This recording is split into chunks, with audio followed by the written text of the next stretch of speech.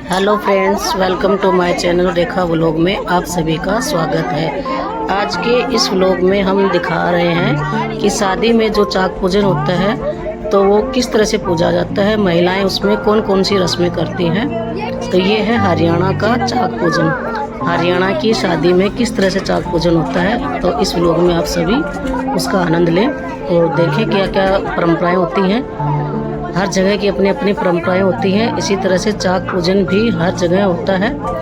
तो चाक पूजन के बारे में मैं आपको बताती हूँ कि शादी में चाक पूजन की जो रस्म होती है वह बहुत ही पारंपरिक और स्थानीय दृष्टि से बहुत बड़ा महत्व होता है इसका।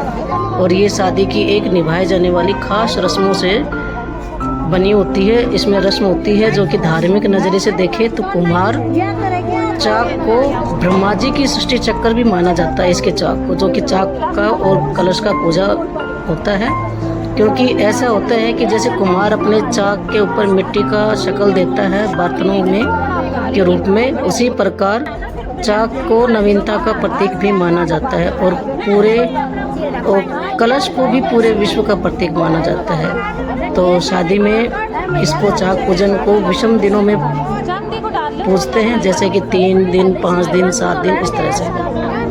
और कलश को इसलिए पवित्र माना जाता है क्योंकि पुराने समय में जब स्टील या लोहे के बर्तन नहीं होते थे तो लोग मिट्टी के बर्तनों में ही खाना और पीने की चीज़ें, सामग्री आदि रखते थे। इसलिए आज भी उनका उतना ही महत्व है। भले ही लोग कितना भी आधुनिक क्यों ना हो जाए हों, लेकिन संस्कार आज भी वही हैं और संस्कृति भी है। और चाक पूजन में घर की 5-7 या मोहल्ले की जितनी भी महिलाएं होती हैं सभी कुम्हार के यहाँ जाती हैं और वहाँ विधि विधान से पहले थोड़ा सा कल्चर के अनुसार गीत रीति रिवाजों के गाते हैं और कुम्हार की पूजा करते हैं, तिलक लगाते हैं। कुम्हार या कुम्हारी के दोनों को दक्षिणा देते हैं, वस्त्र भेंट करते हैं और वहाँ पे चाक के भी साथिया लगाकर उसकी भी विधि विधान से पूजा करती हैं।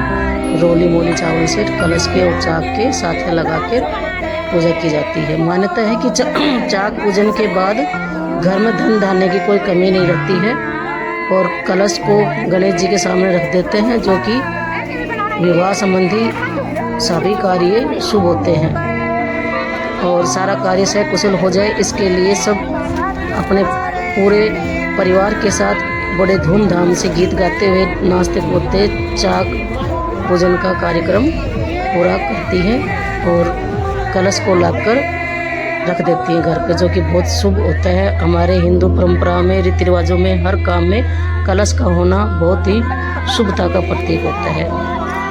तो ये है हरियाणा के रीति रिवाज के हिसाब से चाक पूजन। सभी अपना अपना रीति रिवाज से पूजते हैं। आपको ये व्लॉग अच्छा लगे तो इसको सब्सक्राइब कीजिए, शेयर कीजिए। धन्यवाद।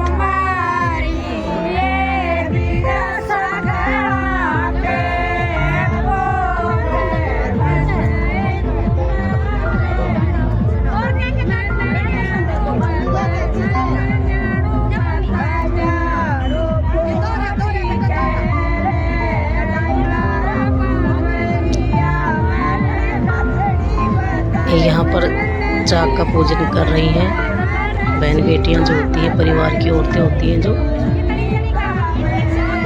पहले आपस में एक दूसरे के तिलक लगाएंगी और सभी को तिलक लगा के मोले बांध कर फिर सभी कलशों के भी तिलक लगाएंगी और सभी कलश को मोले पहनाने के बाद इनको मोली बांध दी जाएगी। छोटा कलश ऊपर रखते हैं, नीचे बड़ा कलश होता है जिसको हरियाणा में मूड़े भी बोलते हैं। जो किसी के यहाँ 2 गढ़ लाते हैं, किसी के 2 लाते हैं, तो वो अपने अपने परिवार फैमिली में जैसे करते हैं उस हिसाब से चाक पूजन पर कलश की संख्या होती है। और ये सभी 7 जो औरतें होती हैं घर में, जो कि तेल बांध में जो शामिल होती हैं वो लाती हैं, या भाभी होती है वो लाती हैं। कोई भी 5 या 7 या 2 इस कलश को 2 गढ़ को लेके आती है और 2 गढ़ का पूजा करे बाद में इसमें हरी दूब या अशोक के पत्ते ये भी लगा देते हैं ताकि खाली ना हो, ये शुभ रहता है। और कलश को कुछ भी ज्वेलरी भी पहना देते हैं चाहे कुछ भी पहना हो, एक कलश को, एक तोड़ को ज्वेलरी पहना के और फिर इसको अपने सर पे उठाकर सभी लेके आती हैं घर के लिए। सारा पूजा होने के बाद में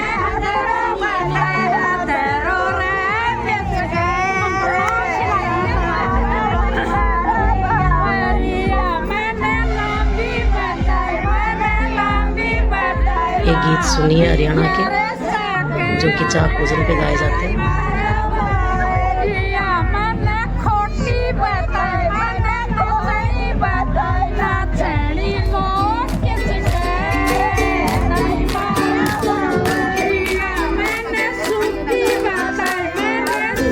विधि विधान से चाक पूजन की पूरी रीति रिवाज पूरी हो गई है। चाक पूजन वाली रस्म पूरी होकर सभी इसको गाने बाजे के साथ मंगल गान करती हुई और कलश को सर पर रखकर अपने घर लेके जाएंगे।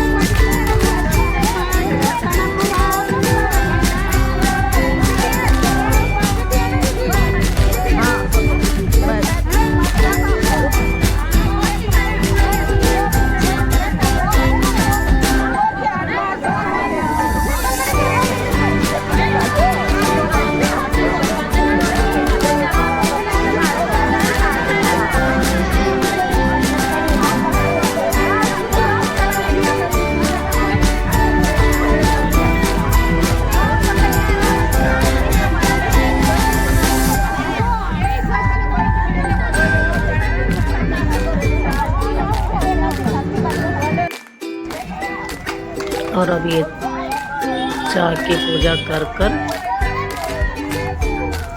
कलश उठाकर गीत गाते हुए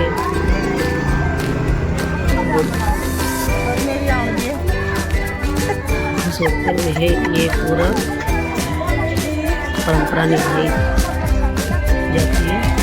घर जाते मंगलगान करते हुए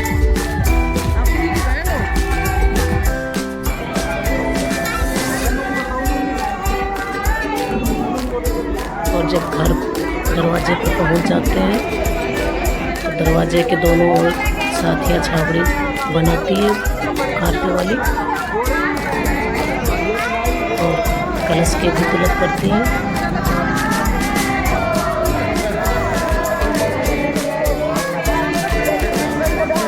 उसके बाद घर के जो दामाद होते हैं, जवाई होते हैं, वो इस कलश को उतारते हैं। कलश उतारने का फिर उनको नेक भी दिया जाता है।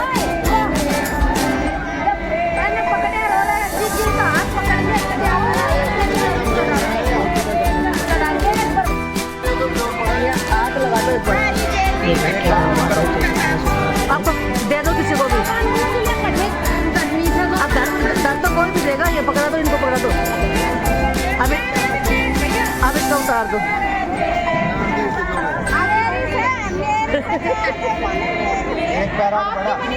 कलश उतार कर देवों के कमरे में रख दो।